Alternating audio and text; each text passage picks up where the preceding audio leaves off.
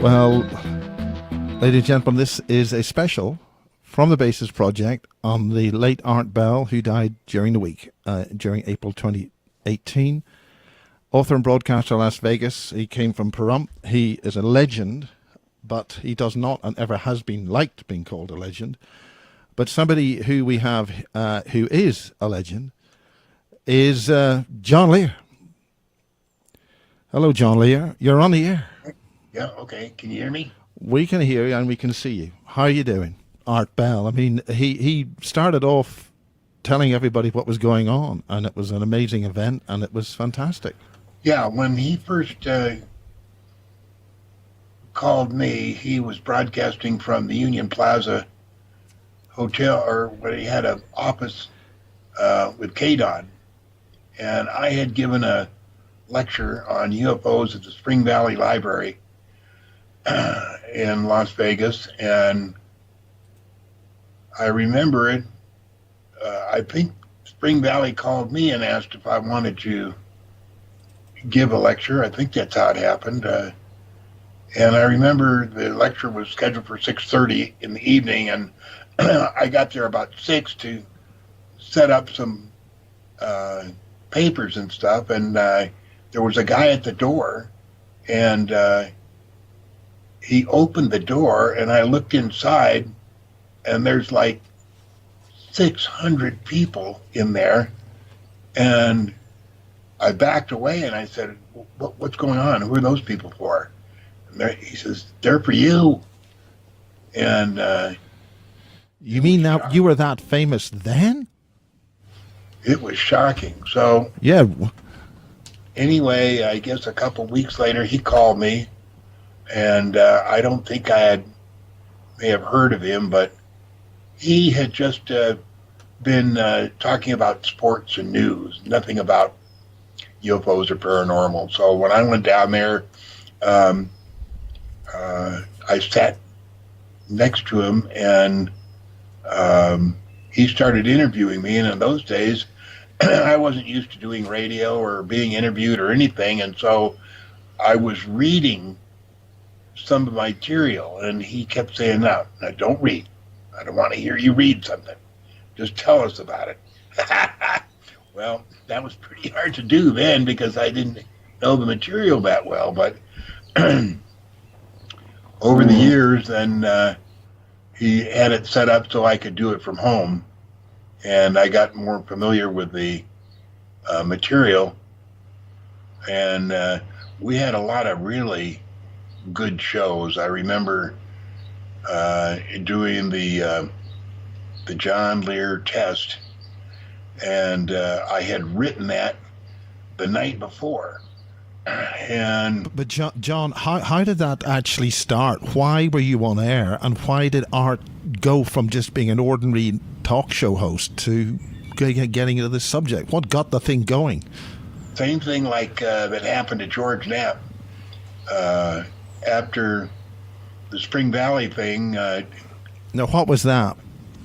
That was that conference. I went down to Channel 8 to pitch Ned Day about UFOs. Now, Ned had been the chief reporter for the Valley Times, which had gone out of business, and Channel 8 scooped him up. He went over there, and I went in and pitched Ned Day, and it took me about 30 or 40 minutes to give him all the information I had, and I had a stack of papers, and I got to the end, and he looked at me, he said, John, it's not possible.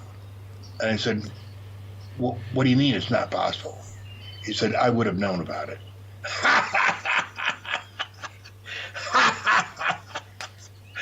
So I picked up my stuff and I was ready to walk out, and George Knapp had walked through at the exact time that Ned Day had said it's not possible. And as I started walking out, George said, hey, John, do you think I could take a look at that? And I said, sure. And so I handed him all my stuff, and that began George Knapp really not only got interested, but he got all fired up, and that's really what ignited his career. Well, the same thing happened with Art Bell, and I was the first guy. John, was the stuff that you were talking about the stuff that went into Matrix 1 and Matrix 2? Are you talking about that stuff?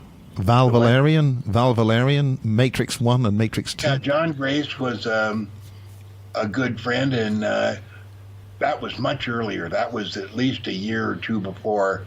John worked at Nellis Air Force Base, and he came up and I was doing a lot of research, and it was driving my wife nuts. So everybody that came to the door, she would chase away. And John Grace was one of those. I mean, he kept coming back. And finally, I let him in and got to talking, and that developed a long relationship. The Matrix 1, I'm still trying to get a copy from my cousin, who has an original copy. Now, what is in Matrix 1? This is the stuff about Dulce, the aliens. That came right off my desk. Every single piece of paper that was in Matrix 1 came off my desk. Almost the same thing with Matrix 2. And then John moved from Vegas up to Yelm, Washington. And we didn't have much contact after that. But so Ned Day had blown it off. George Knapp picked it up. At the same time, Art Bell called me, and well, after I gave the papers to George Knapp, he had me on a program called, it was a Sunday program, On the Record. And now, that is available. That is available in the base's archive. I've got a VHS tape of that here in NTSC. A guy called Ray Wardle gave me that, and it's fascinating stuff. It's really good stuff. And George called me. It was a Sunday morning, Sunday evening, and I can't remember whether it was the first or second time interview. He said, "John, they're going nuts. The phone has not stopped ringing. What can we do for an encore?" And at that time, I had just met, not just met, but was very close to Bob Lazar. I met Bob Lazar in the summer of 1988, and he didn't want to know anything about UFOs. He said he worked at Los Alamos, and if there had been any truth to it, he would have known it.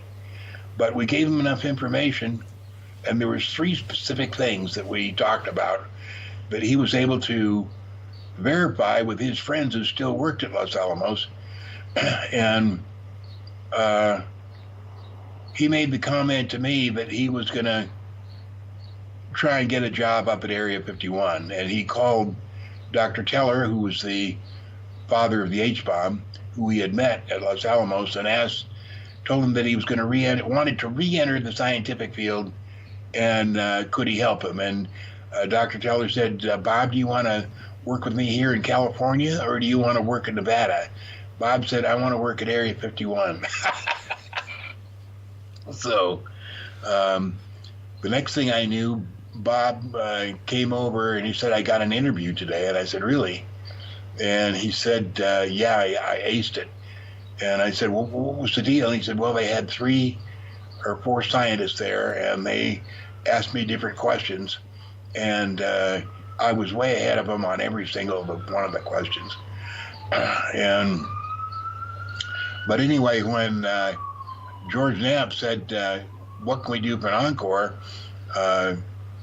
I suggested Bob Lazar. I said, "I'll call him and see if he'll come on." And I talked to Bob, and at that time, he was worried for his life, and he thought the best thing to do would be to go public and get known, so that if they killed him, there might be some repercussions. So that was a Monday evening. Channel 8 sent up one of those trucks with the satellite antenna, and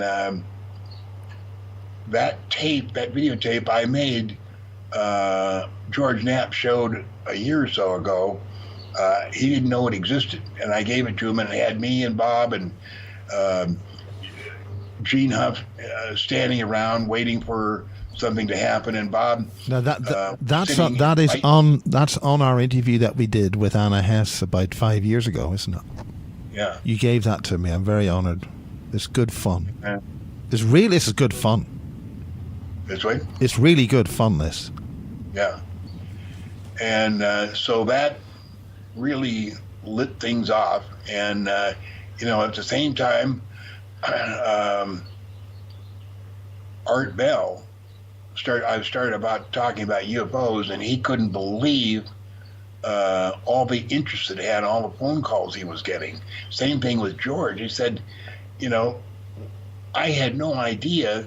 We've touched a nerve. There's something that the public wants to know about, and I had no idea. George says, I had no idea that there was any interest in UFOs, and the phone hasn't quit ringing. And so those things happened, the same time. But I did some interviews with Art, and it was a lot of fun. In the middle '90s, though, he gave me a call. I hadn't heard from him in a couple months. He said, John, I'd like to come over and see you. And I said, oh, okay. So we set up a time, and he drove over from Pahrump, came into my den, sat down. We did some normal chit-chat, and he said, John, look, I'm going to be straight with you. I have a friend that I've known for years. He's a ham radio operator, and he's also a United Airlines pilot. And he has told me, without a doubt, you are heavy into the illegal drug business. Oh, my God. So how do you answer something like that? I said, you got to be kidding me. I said, I work as a pilot. I'm a captain with an air cargo company, and I don't know where I'd have the time to deal in illegal drugs. And, we get drug tests not only every 6 months, but randomly. And that doesn't mean that I couldn't have been dealing drugs, but I said, look around, Art, at my den. Does it look like I'm somebody who would be dealing drugs? And we talked for maybe a half an hour, and I don't remember how I answered his question, except, no, I'm not doing that. And I heard from him maybe a couple months later to do a show, and he never, ever mentioned the subject again. And I think I may have once asked him, did you ever hear from his friend? And he never answered me. So I don't know who it was that told him that, but it was so off the wall. It was just crazy. But I'll always remember Art coming over and saying that. And then we came up to 9/11, and I had some ideas, and at the beginning, right after 9/11, I was considering that it possible was airplanes. I actually believed it, but I'm saying, I couldn't have done that at the height of my career and ability. I couldn't have hit a target 208 feet wide. Now, John, if you tell people what your ability was, for people who don't know, you are one of the most brilliant pilots ever flown. You've had more classifications of flight. You are an absolute legend in this. So why should people pay any attention to a guy like you? Tell us why. Tell us why you're such a brilliant guy as a pilot. Why? Well, so people take so understand why the hell those planes couldn't be what they allegedly were.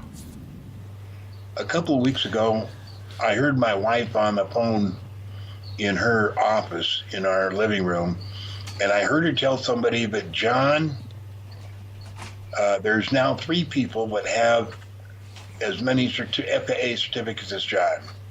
And I thought, that's interesting. I never heard that, but I've never talked to the FAA in years. And so I wrote him a letter, and I said, and I addressed it to the Airman Certificate Branch in Oklahoma City, and I said, can you tell me who has the most certificates and the names of the people that have the most certificates. And I got an email back, and it said, you're the only one that has the most certificates, and you have 9.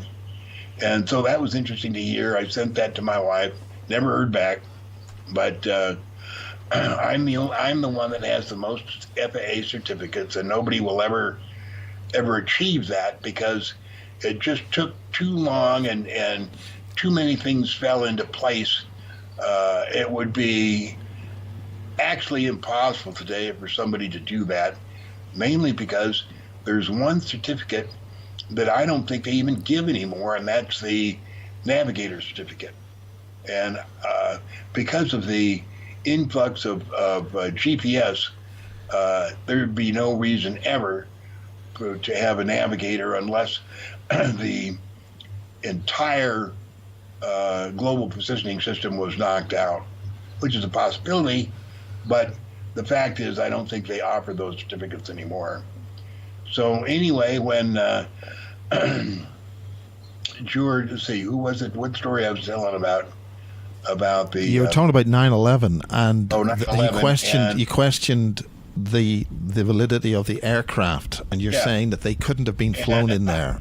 I said at the height of my career, I couldn't have hit an object 208 feet wide, 800 feet from the ground, and 460 miles an hour. It's just impossible. And I went into all the reasons why. And I said for a hijacker to subdue a pilot is ridiculous. I mean, if he did, let's say he cut his throat and there's blood all over the place, how's he going to get him out of the seat? He has to get his seatbelt undone, and a hijacker is not going to know how to undo a seatbelt.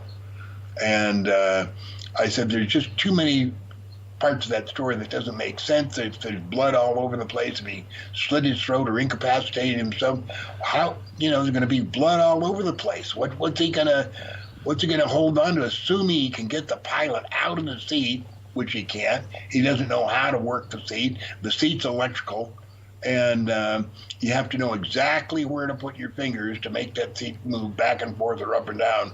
And in order to get somebody out of the pilot out of the seat, you'd have to make the seat come back. Then you'd have to figure out how to take off his seatbelt and shoulder harness, and then how to get him out of that seat and into the companionway, and then get yourself in the seat and get the seat forward and then start flying. It's just ridiculous. It didn't make any sense. So shortly after, on the internet or somehow, somebody started talking about no planes, and I thought, man, that's nuts. No planes? Then what did we see? But it took me a few months to figure out, yep, there were no planes. Those are holograms, whether anybody believes it. I remember at the time I was posting on Above Top Secret, and I was one of the 8 top conspiracy guys on Above Top Secret, and my populator was going up and up and up until they kicked me off. They couldn't just have somebody. Why did they kick you off? What did you do wrong, John? What on earth would you do wrong? The main specific thing that I did wrong was I told them the Billy Meyer case was true. And they couldn't stand it. I mean, they went nuts. They said, oh, no, we have proof. He made up all that stuff, and he faked everything. I said, no, I have too many friends that have been over there, talked to Billy Meyer, seen the film. I gave the film to Bob Lazar. He looked at it, and he said, that's true. That part can't be faked. So, but... Who are the people that you talked to? Some good people. One of them's passed away as well. He ran the UFO Congress. Pardon? He was part of the key people at the International UFO Congress. I forget his name. He passed away. He's a pilot. Was he what you're talking about? I don't remember who you're talking about. God, I can't remember either. But he's one of the most famous people in the UFO subject, and I can't remember. Oh. Anyway, Above Top Secret, they didn't want to hear about it, and they didn't want to hear about the Billy Meyer case being true, so they They kicked me off at first, unceremoniously, and then they invited me back, and I never went back. The head guy, I think his name is King Septic or something like that, and he's just an idiot. And what happened was, the reason they were like that is they had needed some financing, and they got some heavy bucks invested in their company. And apparently, one of the provisions of giving them that money was there certain things that they had to comply with, and one was to say that the Billy Myers case was untrue. I mean, this is heavy weather, because there were two major UFO groups U.S. groups which went to Billy Meyer to specifically debunk the case. And I still can't remember the guy. Bob Brown explained all this to us at the UFO Congress. The pilot. I cannot. He's loads of photographs of UFOs. He investigated the Billy Meyer case. It was true, and then two major UFO organizations from the States were made to basically debunk that. In fact, there was competition who could debunk it better. Yeah, it really was a pain in the butt for the United States government, who was trying to debunk UFOs, because the pictures were so clear. And when I first heard about the Billy Myers case in 1980, when the big picture books came out, I couldn't believe it. And even on one of my the first George Knapp interview on the record, he asked me about the Billy Myers case, and I said, "Oh, that's fake. Billy Myers doesn't have the negatives to prove of what he saw."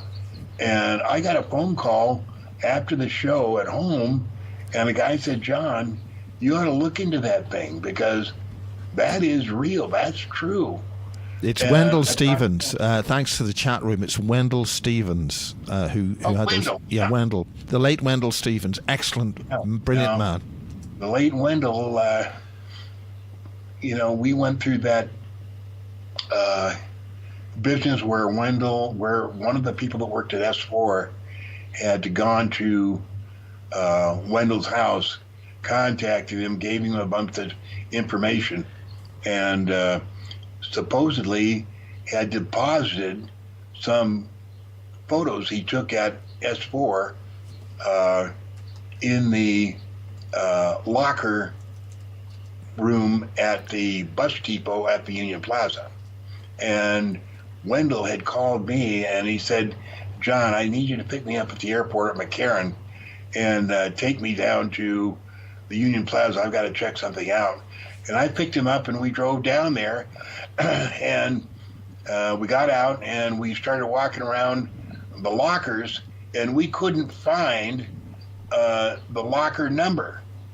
And so there was a guy standing there kind of in charge of the lockers, and we said, "We're looking for this number." And he said, "Oh, you know what? About 2 weeks ago, they came in, and they took all the lockers out and put in new ones, and it's all different numbers." And so then I took Wendell back to the airport, and I didn't see him again before he passed away. But that was that story. But Bub Talk Secret, I went to, after they kicked me off, I went somewhere else, and different websites talking about. I thought you said that the reason why you were kicked off that site was because you mentioned on a Coast show, I think with George Norrie,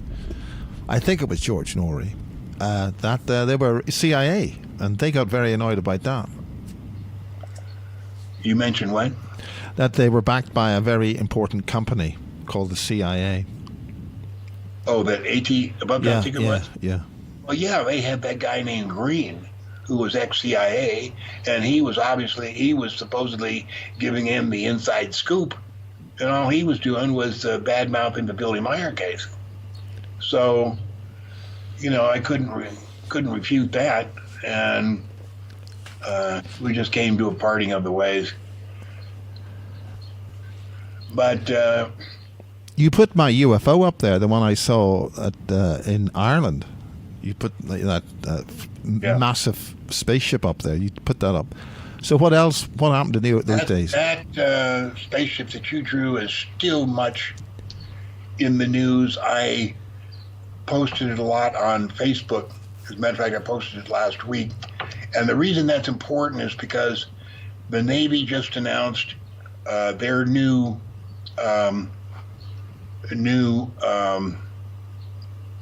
submarine, the USS Colorado, and they said it included some really fantastic innovations, which they neglected to tell the public what they were. And I told them what they are is, number one, the new submarines used fusion engines instead of fission, and we're told, the public is told, that fusion won't be around for another decade because there's just no way to control it. And that's not true. Fusion engines have been used at least for the last 7, if not maybe 10 years. That's cold fusion engines. Yeah. Cold fusion engines. The reason the fusion engines are so, well, they're 10 times more powerful than fission, but they're also 10 times as lighter. So whereas an aircraft carrier uses 5 fission reactors, they can do the same thing with 2 or 3 fission reactors. And fusion reactors, on the submarine, they can use 2 where they would only had room for 1 before. So in addition to that, the new aircraft carriers and new submarines use a material for the hull called D.D. And D.D is a material that's lighter than steel, lighter than titanium, stronger by a magnitude of both, and very light, and can carry an electrical charge. And the reason that's important is because by introducing an electrical charge on this material, it can keep the seawater from 3 to 7 meters away from the hull. That's a slipstream effect. No effect at all. And so, as you know, the maximum speed for a displacement hull boat is 1.34 times the square root of the water line. Well, since there's no water line, because the D.D is keeping the water away, the speed is virtually unlimited, and the submarines can go maybe 100 to 125 knots. Same thing with an aircraft carrier.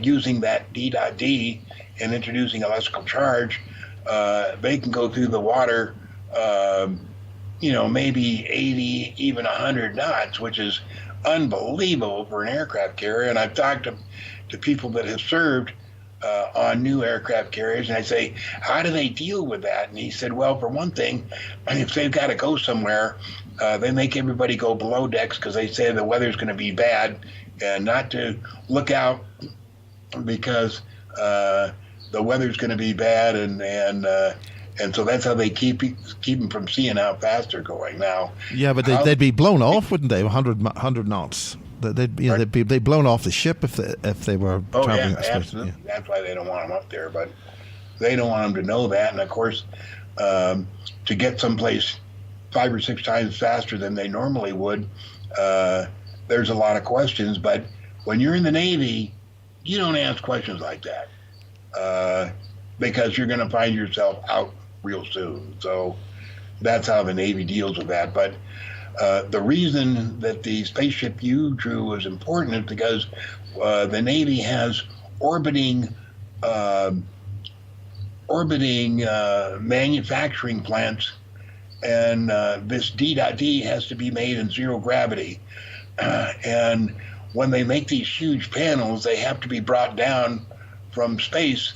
And because you said that space plane was 10 times bigger than 747, I figured that's where they're putting those panels in.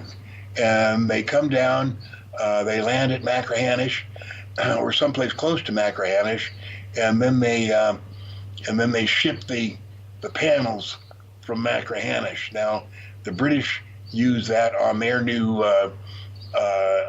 boats, and then it's shipped to the U.S. For the use on new submarines. Now there's a even newer submarine, and I don't know the name of it. It's used for SEAL delivery, the Sea and Lear teams, and it's about 70 feet long. It needs a crew of 9. It has a 12-team SEAL lockout, which means that there's a lockout system on the submarine that they can put 12 SEAL team members in there and let them out underwater or above water or wherever, and through this SEAL team lockout. And in addition to this submarine, it's fission powered, and not only that, they used to, they have developed propellers to a fine art, but now I don't think they use propellers anymore. They use magnetohydrodynamics, and this was first introduced to the public in that movie called The Hunt for Red October. Yeah, Hunt for Red October. Yeah. The Hunt for Red October.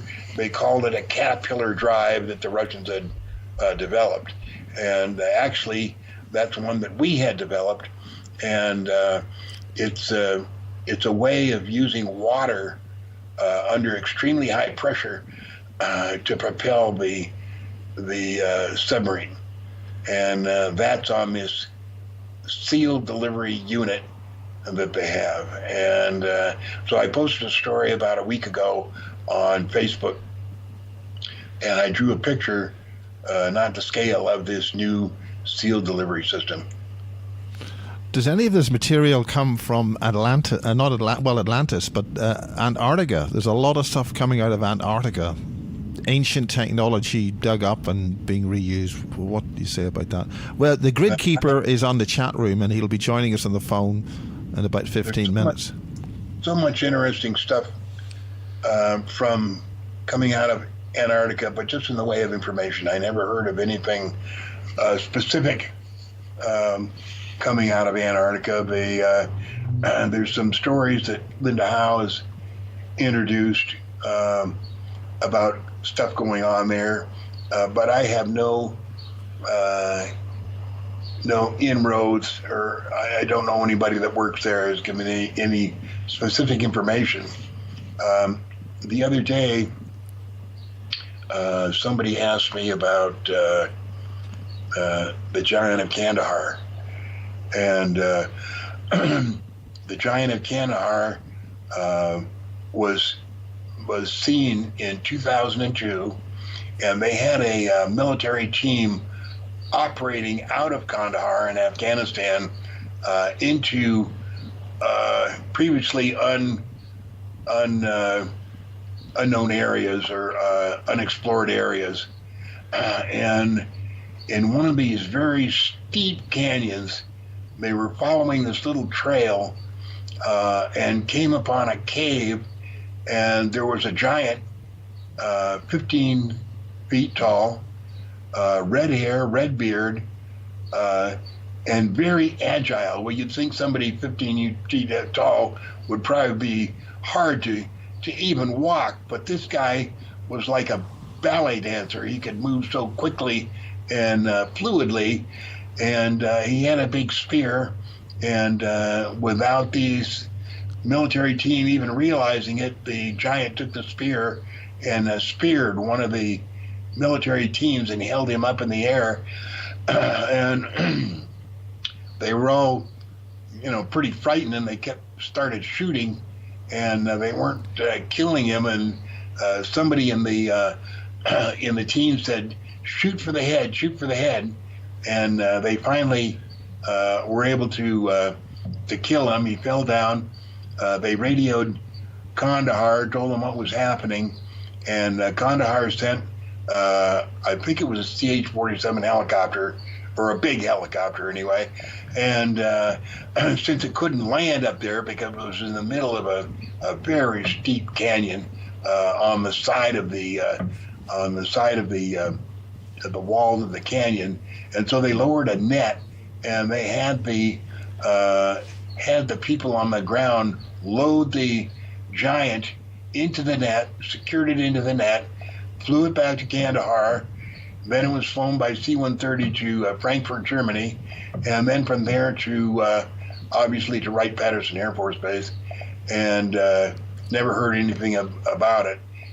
But this subject came up a couple of months ago, and I started looking into it. I called one of the people who really researched giants in the United States. I forget his name. Very informed. And I asked him about the giant of Kandahar, and he said he didn't believe it. He said that he had seen the interviews, and he realized what they were saying, but he personally didn't believe it. But I believe it, and it's interesting. We posted a little bit about it on the Living Moon, and I think we're going to post a little bit about the black goo, but I'm trying to get Ron Schmidt to look at the videotape you sent us on the black goo. Yeah, that was a guy called John Dallimore, who's a British military explosives expert, the Royal Marines, and he was responsible for being part of moving 400 crates of that out of Thule Island in the Falklands War. Tell us about your favourite shows with art. Well, my favorite one was the one about the test. And like I say, I had written that the night before, and I came up with the idea just by accident, and it took me about an hour to write the whole thing, and did some changes with it or modified it, and then the next day did it on the Art Bell show, and I couldn't believe the interest that it drew. I mean, it went worldwide. People just went nuts over the Lear test, and still today, people talk about the Lear test, and I've got to rewrite the thing for some of the information that I found out since then. But I mean, briefly for the people who haven't heard it, what does it mean? What is the test? What are they going to say? The Lear test was I said that the people who were in charge of the UFO cover-up were to the point where they were having trouble keeping it a secret, and they wondered what would happen if they told the public. And they thought, well, I'll tell you what, why don't we tell the whole truth to Art Bell, because he seems to have the heart and soul of the public on paranormal stuff. Let's tell him really what's going on and see what he recommends. And so I go into the whole story, how that, the UFOs showed up in the late 1800s and throughout World War I and World War II, and they had actually had several of the flying saucers recovered at the time of the Roswell incident. And people think the Roswell incident was the first recovery. It wasn't. It was way down the line, and that's why they were so well organized. I mean, there were lots of recoveries. There was Marconi was brought in. There were European ones. There were landings in England. All that. They're all over the place before the so-called Roswell. And they were flying them back from England on the. They had it secured on the wing of a B-17. And a little interesting side story the other day on my Facebook page. Somebody showed up and said that he worked at Wright-Patterson Air Force Base for 38 years as a scientist, and was willing to tell me anything, answer any question I had. So I wrote him back and I said, well, one thing I'd like to know is how many feet under Wright-Patterson, and how many stories, and how big is the storage area under Wright-Patterson? Tell me a little bit about that. And so he wrote back, he said, well, do you have any proof that there's something like that? And I said, I don't have any time for your fucking bullshit. And I blocked him, never heard from him again. But, to say to me, do you have any proof for the area? Obviously, he was sent to, to feed me full of bullshit. And when I asked him something specific, something that's so obvious, and then he says, oh, well, hey, do you have any proof of that? That was hilarious.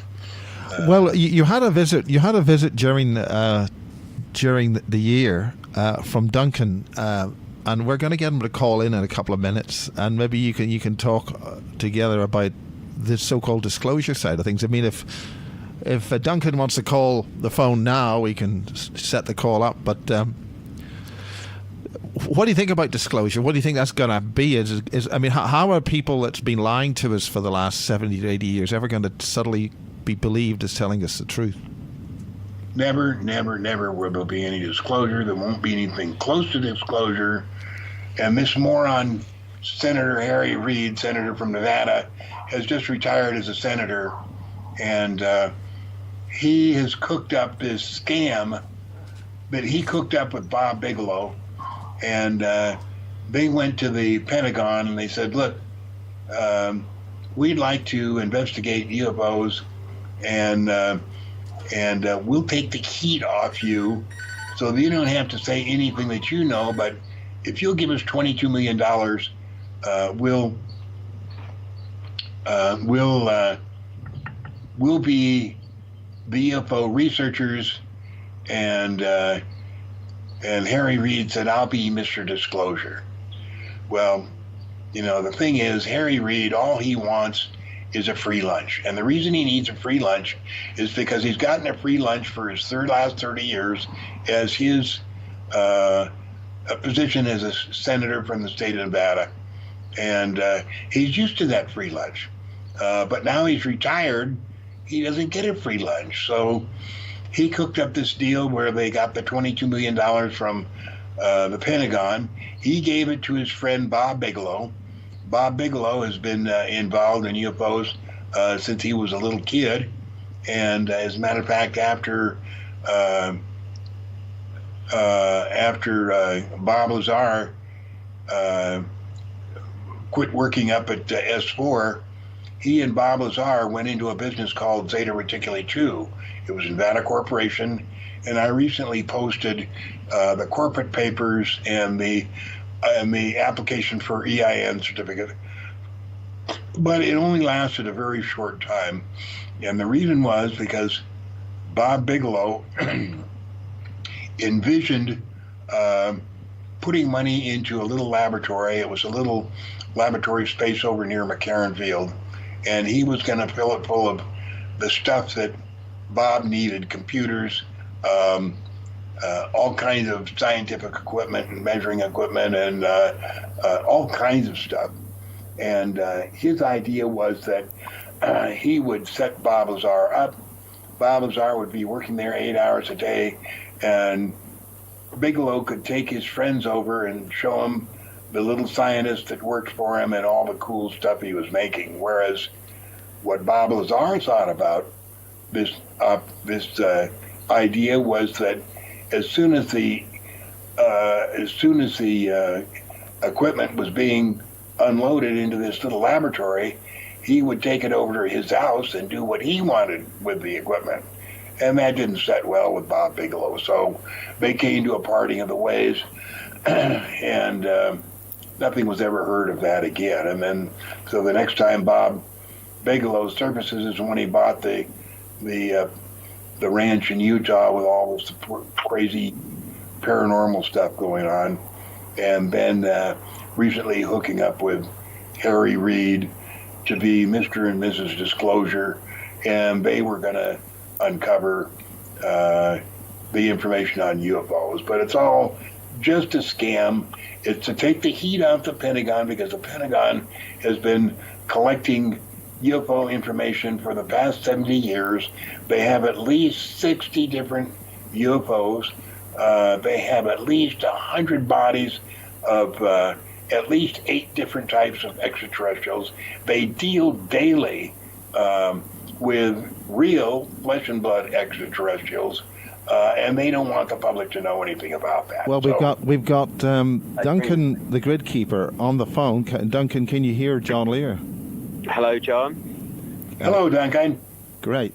Well, tell us all about your visit to John Lear and what happened. I agree with John about disclosure. I think it's just... I'm not going to swear. To remind myself not to swear because we're live. I think it's just a joke, disclosure. I really do. I don't think they're ever going to want to tell us anything. Just how I feel about it. I've had enough of hearing about disclosure. You know, I think well, what did you discuss with John, the pair of you, when you were over there, Duncan? Sorry? What did you discuss with John Lear and we mainly talked about the Wilson spaceships and the moon footage and things like that, really. Yeah, but it was sort of interesting hearing John talk about Above Top Secret, because I think that's where we met John, Above Top Secret and Open Minds Forum. And they, I remember there was a guy called Santiago. It was a pleasure to have Duncan here visiting, and he's been so instrumental in exposing some of the orbiting direct energy weapons and other stuff. His service has been invaluable for what he's doing, and it was really a pleasure and an honor to have him visit me in Las Vegas. Well, thank you, John. It was an honour to be there. It was the holiday of my life, I can tell you. It was great. But what about the disclosure from the Committee of 300 and MJ12 and all that sort of stuff you were talking about? I just think are you talking to me or John? Both. Well, that's what you allegedly... I think it's a big carrot. It's been going on for so long. You know, and there's that thing when I was talking with Ron and John about, you know, all the things we know. We don't know a lot. You know, we all think we know a lot, and you can go along life thinking you found out everything, but really you still know nothing, because there's so many levels of everything, including the alien thing. And since I've come back from John's, I've probably learned more about the world in the last 8 months than I have in the last 10 years. Now you're going to ask me what I've learned. Well, what have you learned? What have you learned? I'll tell you. You'll have to do another interview, and I'll tell you what I've learned, probably around June or July, because remember you read out that thing I talked about, the crystals, Miles. Yeah, about the crystals. That needs to come back out in around June, and I'm going to start saying a lot of things. Well, what do you think about that, John Lear, about crystals and that energy stuff? Well, the crystals I'm talking about, they're not standard crystals. They're not the shops you go into a shop and... Well, they are, but it's what's in them. There's something in them that no one in the world has seen before. And it's a game changer. Well, what did you discuss when you were with John? And you I mean, I know John Walston got John's telescope to work. What about that? Yeah, in a matter of about 10 seconds, which was quite clever. Is your telescope okay, John? It's fantastic. I can't believe, you know, it had been inoperative for about 6 years, and you guys came in and fixed it in about 10 seconds. It was really nice. Yeah, Marcel helped with that. He was really good. Yeah. But one of the most interesting things, Mars, was looking through John's pictures on his wall. Well, I noticed your wall has changed, John. John Lear's lair seems to have changed a little bit. Or are you just on a different computer? You know, recently I had a picture of the moon on one wall. I've taken it down and I put up some of the I think about 20 of the pictures that came off the Bruce Says All video. Now, Bruce Swartz is the one that has figured out a way to penetrate the holograph that covers the moon. And when we look up at the moon, we see a gray and we see what look like to be craters. All you're looking at is a holograph. That's not what's there. But Bruce was able to figure out how to penetrate that holograph, and it's just amazing. All of the buildings and cities and areas and roads and passageways and tunnels and bridges and everything else that's up there. And to tell you how significant it is, I had these, I copied some of these, and I'm getting them ready to post on this one on the back of the photo that I originally had on the moon. And I had them laid out on the table, and Marilee comes in, and my wife, and she doesn't usually believe any of this stuff, and she says, "What's that? What are those buildings?" I said, "Well, that's the moon, but that's taken with a telescope that can penetrate the holograph." And she went nuts. She said, "Unbelievable." And usually she doesn't believe anything, but she looked at that, and now everybody that comes to the house, she takes them in and says, look at these pictures of what John has. And I said, well, those are the ones that came off Bruce Schwartz's video, and they are fantastic. Now, these are the ones that were taken with a 12-inch telescope, and now he's working with a 14-inch telescope. Is there something that people could see somewhere where that is? I have a little trouble walking, but I'll get a couple of those things in. Okay, well, while you do that, I'll get Duncan can keep talking. Okay, go ahead, Duncan. We're talking about what you had achieved over there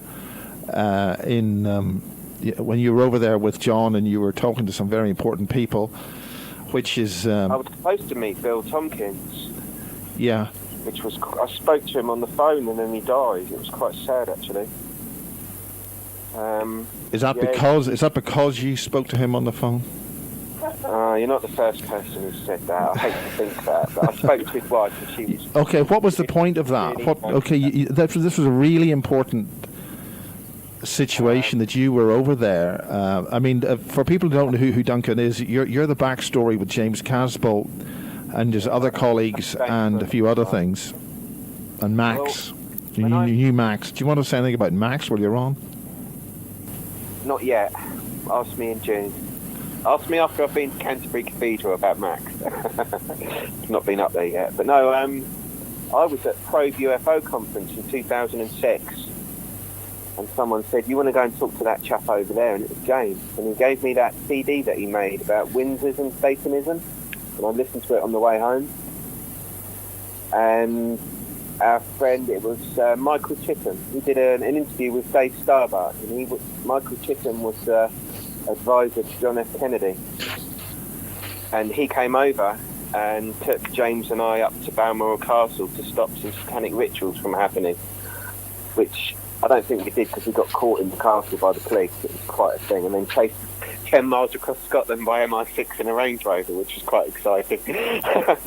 But yeah, everything changed after that, really, and I became good friends with James, and we shared our own experiences, and that's why I always stuck by him, because I've spent time with him, I've seen things, and there's the whole thing at Peasmore. And what about Peasmore? You find Peasmore. Maybe that's for another time, but yeah, in a nutshell, Barry gave me a copy of all his documents, and on the back he said, "If you don't believe any of this, go and have a look." So we went and had a look. And when the TR-3B flew over us, I filmed it. I've given you the footage. It's rubbish footage, but you see it on there for a split second. Okay, we've got John Lear just coming up. He's now got some exciting stuff about to show us, and we're going to see that now. 8 o'clock position.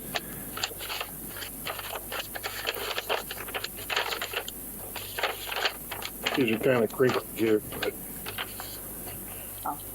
this was... You can't see this, Duncan, but we're looking at a picture of the moon. I can see it. Oh, good. Okay, good. Right.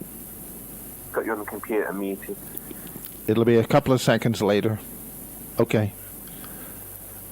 That's Damso, and that was taken with the lunar orbiter pictures, and that's obviously a huge city. You can't see how clear it is now, but if you were to here, you can actually see one of the McDonald franchises up there on one of the corners of Damn Hotel. McDonald's. Now, here is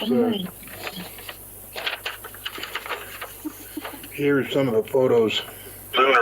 I think there's some people felt that the McDonald's thing was a joke. Yeah, continue. That's right.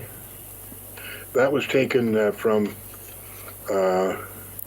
Bruce Swartz's video, and that's up by Sinus Iridum at the northern part of the moon, where he's found so many of these huge areas of stuff that's going on. There's another area here. Huge buildings and bridges and roadways and stuff that's going on. Obviously, NASA tells us there's no atmosphere. Obviously, there is an atmosphere. It's about the gravity is 70% that of Earth, not 1/6 as they say. And none of these buildings are dome-shaped, which means it has normal atmosphere. So, I mean, that looks just like an area, like a normal city in the States or anywhere normal. Yeah, these are just fantastic photos. And then just go to Bruce Says All. It's BruceSaysall, Bruce Says All, on YouTube, or he has a website. And he has just some fantastic pictures there. Now, it's important that some of the developments at Portendown here in the UK were there for the use of creating beings for use on Britain's lunar base. What do you say about that, John?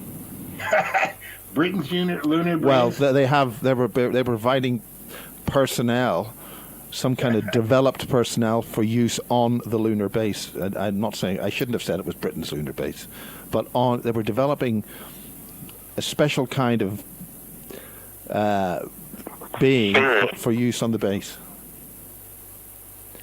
Yeah, well, I don't know whether they've got the permission of the people up there. There's 3 billion people that live on the moon. They're humans just like us, but they're far, far more advanced. In our solar system, NASA tells us we have 9 planets. Actually, there's 40 planets.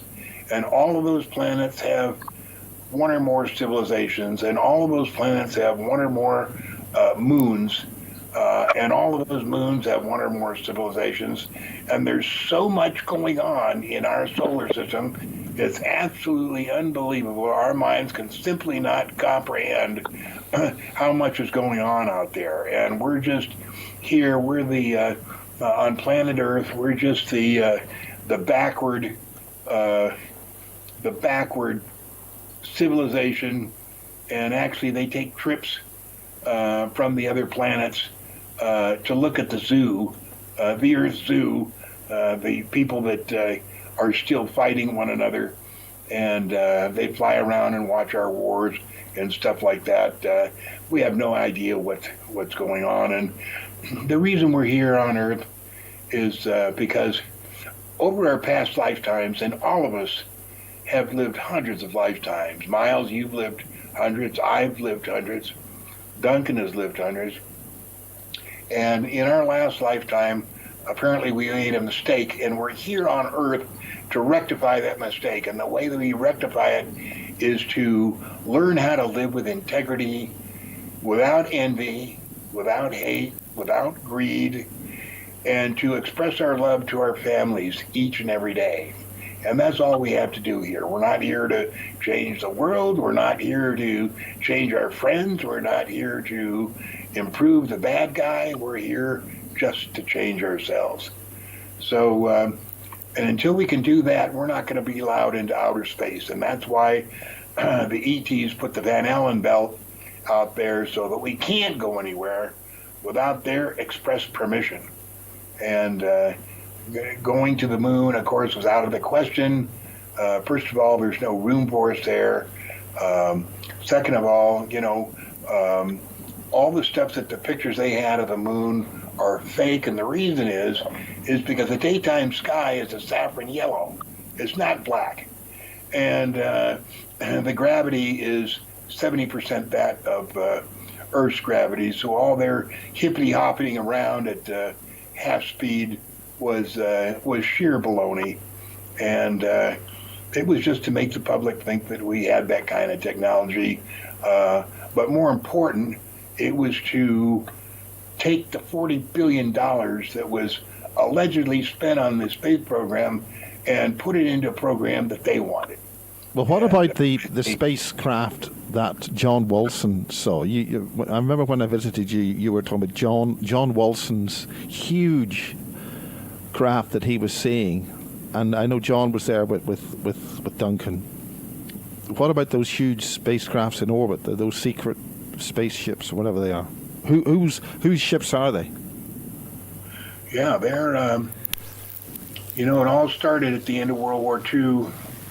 The United States was trying to develop the atomic bomb at Los Alamos, and Germany was trying to develop their atomic bomb. And the United States could make the initiator, they could make everything in the bomb, except they could not make the plutonium that was needed. Now, whereas Germany, they couldn't make the initiator or anything else, but they could make the plutonium. So 3 months before the end of World War II, when Germany knew that it was all over, they were going to lose, they came to the United States and they said, look, we'll give you the plutonium you need to finish your bomb and bomb Japan. All we ask is that at the end of the war, you let in 4,000 of our Nazi scientists and give them citizenship, no questions asked, full citizenship and privileges, which we agreed to do. And so that was Operation Paperclip. It was organized by John Foster Dulles, who was Secretary of State, Allen Dulles, his brother, who was head of the CIA, and Eleanor Dulles, their sister, who was head of the United States Berlin desk in Berlin. And between the three of them, they're the ones that let at least 4,000 Nazi scientists in. And of course, the Nazis got into the United States and started taking over everything. The first thing they did is they took over NACA, NACA, made it NASA, National Air and Space Administration, and Nazis have always been at the top of that heap. And they took over Bell Helicopter, instigated the Gulf of Tonkin scam and the Vietnamese War just to sell helicopters. And then they had the space scam to raise $40 billion that they spent on stuff that they wanted. And the stuff that they wanted were the direct energy weapons. I think we have 15 of them that are orbiting, and they're used to control and control people the way they want. For instance, the collapse of Building 1 and 2 on 9/11 was with direct energy weapons. It had nothing to do with airplanes. Yeah, but what about the fires? The fires in California? Direct energy weapons there? They were started with direct energy weapons, and those are for the, what did they call that, Agenda 21 or whatever? Agenda 21, yeah. Yeah. And so they've got their own agenda going, and they're in complete control. What I'm working on now is trying to figure out the connection between Nazis and the Jews, and there is a connection there. We've always been told that they're, that they were enemies. The Holocaust with 6 million Jews exterminated, pure bullshit. There isn't a shred of evidence that ever happened. Of course, maybe we're now entering an area of plausible deniability and getting banned off YouTube. But any grounds for that information, John? I mean, what would you? This is Holocaust denial can get us banned, but it's your show. We're talking about Art Bell. Go ahead. Yeah, it's pure BS. what it was is to hide the coalition between the Jews and the Germans, and it's that coalition that is in charge of the United States at this moment. Exactly. Hitler, In what detail exactly? Because a lot of people are being conned on this, and we're using very triggered terms here. In what detail are you talking about? We've got Michael Shrimpton on, who writes for Veterans Today, talking about this, a secret German intelligence agency called the DVD. There's an awful lot of stuff that we're being told is a complete lie. But what are you talking about in detail here? for instance, what are you asking? Well, the term Jew is a broad term. There are different sub-characters within that, which are very important to distinguish, and we want to be very careful. So we want to take things very carefully here, so we don't insult a lot of people who were killed in World War II and other times. But what are you really saying here, precisely, if you can? Well, what I'm really saying is there's a coalition, not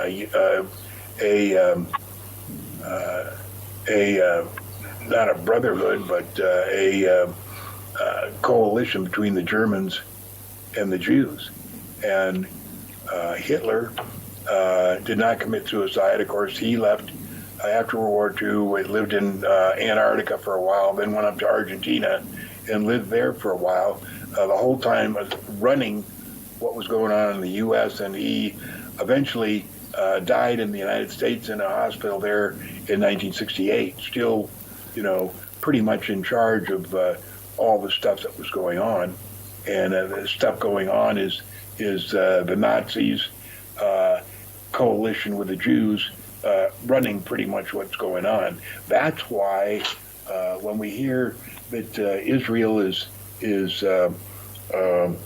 so adamant in getting the U.S. to do different stuff. For instance, Project Yinon, Y-I-N-O-N, started in 1979 specifically to make the United States believe that Muslims were a threat. And that's why they said Muslims were flying those airplanes that destroyed the buildings in 9/11. Pure bullshit. Had nothing to do with that.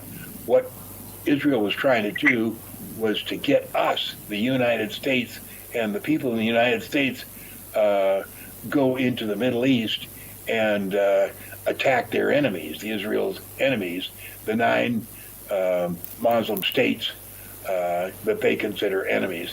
And then Russia, and then attack Russia. Is that not the next thing to attack Russia? No, I don't think. Well, I don't think so, because the United States and Russia have been allies ever since the end of World War II, and also before the end of World War II. We've always been friends. All this stuff about the Cold War was pure bullshit. There was never any Cold War. There was never any threat about Russia launching nuclear missiles or us protecting. All the stuff about Strategic Air Command, all pure bullshit to make the public interested or scared about something that was going on so that they didn't think about UFOs. That's all the Cold War was about. So there's never been any threat from Russia, never going to be any threat from Russia. Duncan, do you have anything to say on that from James Casbolt's side or your side? Sorry, I've just walked out of the room to go to the loo. I've just come back in. Okay, I'll fade you. Okay. Right, okay. I'm kind of running out of gas here. I'm going to have to beg off. Okay, If, well... it's okay with you. Well, thank you very much, John Lear. And I'm not entirely sure... Is that your... Whoa, we got...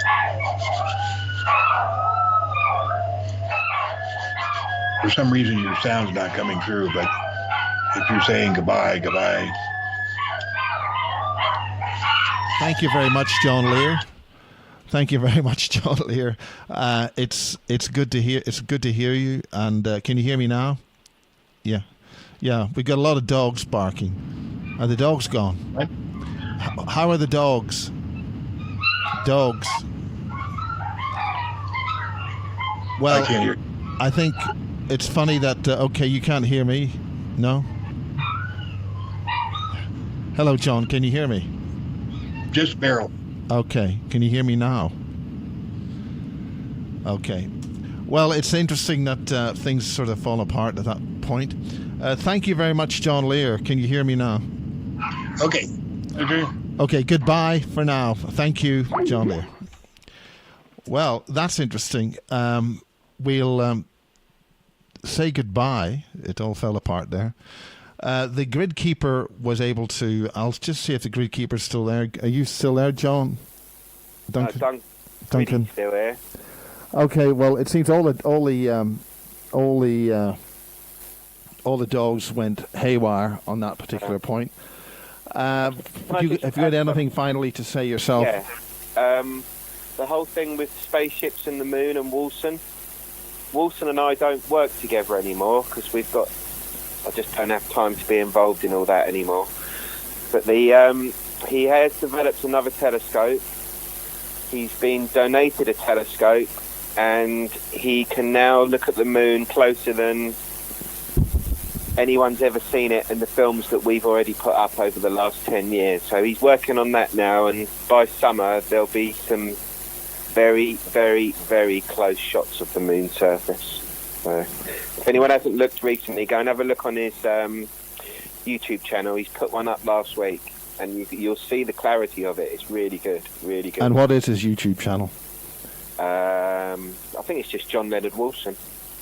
Okay, well, there's a hell of a thunderstorm happening here, all happening here. The lightning's... There is here as well. Yeah, and you are where? Are you down in Chichester? I'm in Chichester. I'm in Chichester. Chichester, yeah. Wow, well, that's a heck of a thunderstorm flying here, and we're about 150 miles apart as the crow flies. I think it's the whole of the south of England, mate. Yeah. But yeah, we'll talk again when I'm ready to talk about my crystals. Good. We'll do that. We'll do it. We'll get that stuff out there, and that's going to help a lot of people if they want to be involved in it. But, and yeah, big game changer. This is what's coming up. Yeah. Yeah.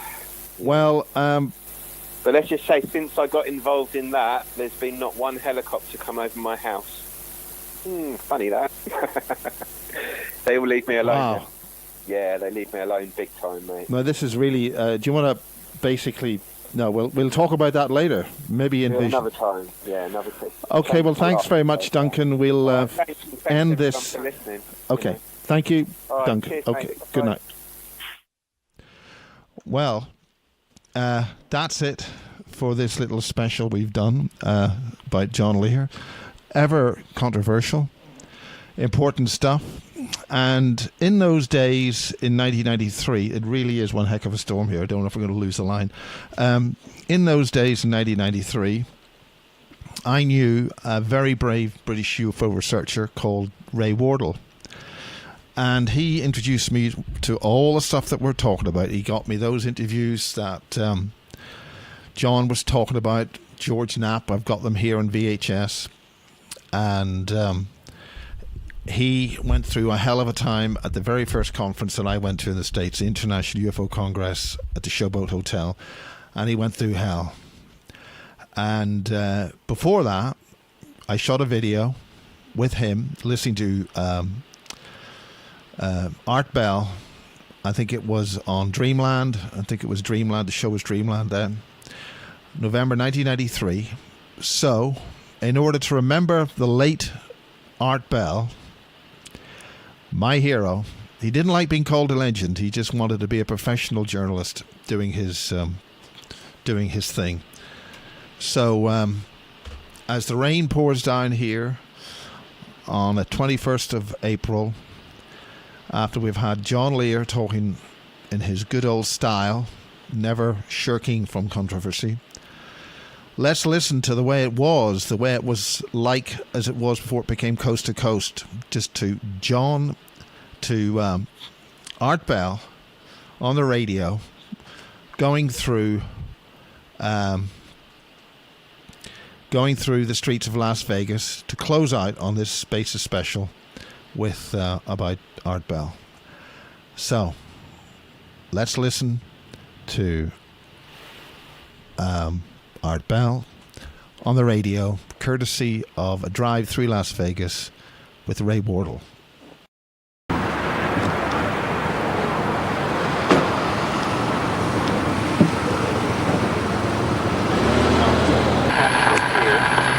Go past the Mirage and you'll see the a volcano erupting every half hour or hour or whatever it is. Whatever, right? Over the fact that I knew where to go to videotape sources or to see them, because I did know where they were, wasn't consciously aware of it.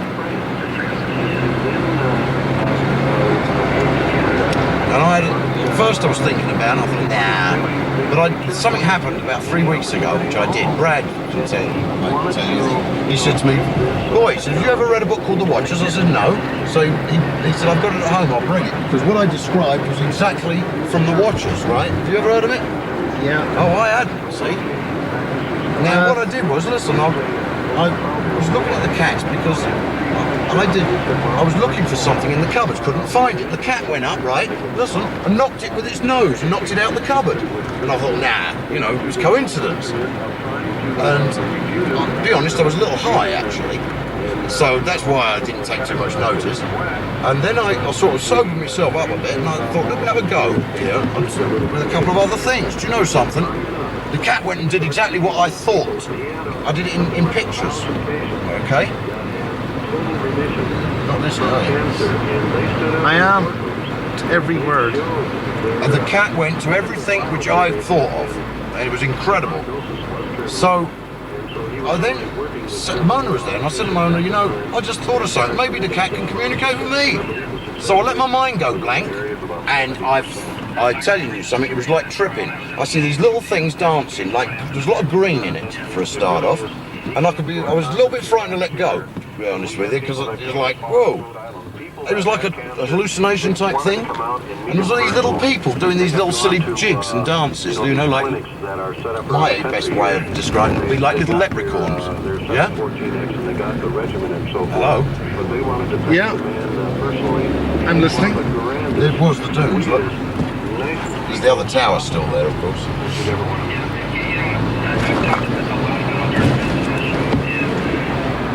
Right? And Mona got angry. And I was going, why does it upset you? Now listen to this. Whatever the thought was coming into my head told me to write it down, Miles. I've got the writing, it's not my handwriting either. Yeah. What do you mean it's not your handwriting? Well, I'm just telling you. It's because Mona weren't going to accept what was coming from it. She thought it was me, and it wasn't. I had no control over it. I was standing back watching, but I was speaking in my voice, all right? So when did all this happen? About 3 weeks ago. And so it said, write it down. So I got a piece of paper, and I put down, I'll tell you exactly what it says. Thought is just the index. Right, make of that what you want. And then I started writing. And then I could remember being worried about, because I wasn't looking at the paper, by the way. Miles, I wasn't looking at the paper. And I was bothered about what, the writing can't be joined, right? And it says on there, I'm not even worried, it says, don't worry about the handwriting, yours is a lot worse. Yeah, they do have a sense of humour. This was funny. Yeah, it made me laugh. It did have a sense of humour all the time. Yeah, it's good. It's good when it has a sense of humour because then you're dealing with something good then. And anyway, I can show you the paper. It's at home. My wife got absolutely hot. And shall I tell you what? Her face changed. My wife's face changed. Not physically, but... Her expression? Yes. Like all of a sudden the eyes got dark. All dark, like black eyes. What you're saying about how they... Yeah. And it was like she was like spitting. That's the impression I got. I was like, fuck, you know.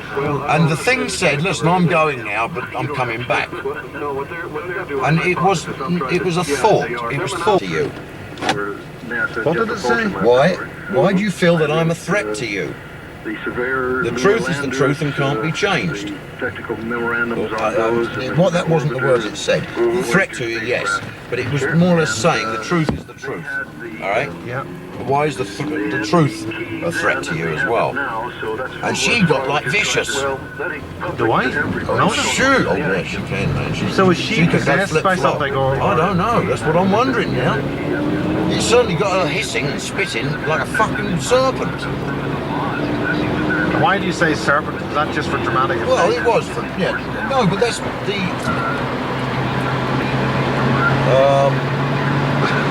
that's how I saw it. That's all I can tell you. And through my eye, it all started, as I said, when I was looking for something in the cupboard, and the cat went and got it for me. I couldn't believe it. I was like, cat can't fucking read. Yeah, but the cat knew what was going on. Yes, exactly. And then with them, I had to think in pictures. And then it thought back to me. I think it was the cat, I don't know, maybe it wasn't.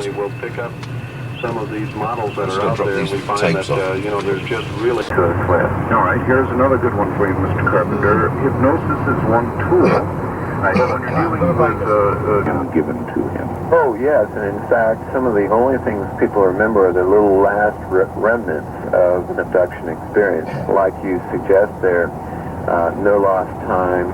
Some people recall that they're being told now you can come upon that.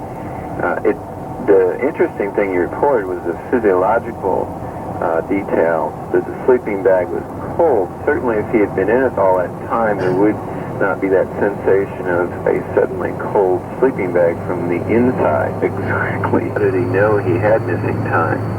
He didn't, other than the fact that the sleeping bag was cold and that was in his mind, no lost time.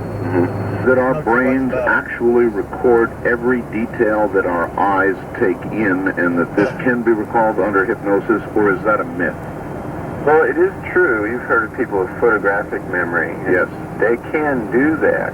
I've been lucky to have a case or two that had photographic memory, and that was a real delight to work with. It was real obvious that they could go into great detail and remember much more than a lot of people could. And still you didn't find contradictions or great differences in the data, even with that. Improve it or add a few little things, but what I'm saying is we'd still probably get the basic idea correct. And all that makes you wonder whether there's some sense of survival for us or them or both. I think people's reactions to all of this reflect more of their personality.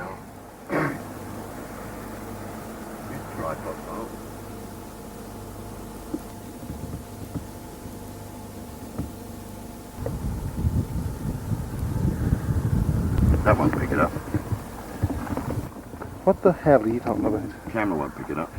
The mic on that won't pick it up. That's what you're thinking. What's happened? You didn't hear it? No. I thought Ground you heard shake? that. It was boom, deep. It's deep underground booming. You couldn't hear that. Anyone could hear that. That's your stomach. Yeah, right. What underground booming? It's booming. It just went and you missed it. It's all that hair around you. That's the problem. You can't hear through it. Something of another world. As George most interestingly reported, here they had it all. So where's the test site? Well, that Mount Range Mountain you're looking at right now. In that particular, and So where are all these alien craft? Where's the space? Where's the test site? And again, that would seem related to the genetic aspect of this. Oh, yeah. How many innocent possibilities That whole area there is test site. are there, do you suppose, with respect to their By the motivation? Range In Mountains, other words, and you'll see a silo if come up they're out of there every doing so genetic often. research, Mate, sometimes go a year without seeing it. with It's never our up for more than 9 genetic minutes. structure, or just sort of borrowing People from deny that there's one there, and I've got it on camera, so I mean, I know. Well, that's so. a difficult question to answer. I know. Yeah, well, that's kind of what everybody wants to know. because I don't think there's any sure way I can answer July. that either way. So you're saying that there's an underground I base could around say here? A lot of them probably, there's underground or tunnels. probably not. Go from here all the way to New I don't Jersey. know. I just don't really have a good answer I'll for that. say, You well, had I think quite a bit to do, did you not, with putting together some of the anyway. questions Sure. for the local poll that Definitely from here to Los Alamos is underground the very tunnel. controversial. Yeah, the friend of mine says they're building a 3,000-foot elevator in a place near Los Angeles. Dr. John Mack. 3,000-foot elevator in the base of a mountain going nowhere. Mercury goes down something like 6 levels. I wasn't influenced on the 3,000 to 4,000 feet. as much as Most of the writing booms deep down in commentary Mercury are what they call clean nukes, and also where, you know, they blast out the rock and you go in 4 hours later, there's no radiation. Psychologists. Carpenter is my guess. The program is Area 2000 from Los Vegas. I'm Art Bell, and there's more in a moment. Is that what the neutron bombs were designed for? No, they killed people and left the buildings. Jackie.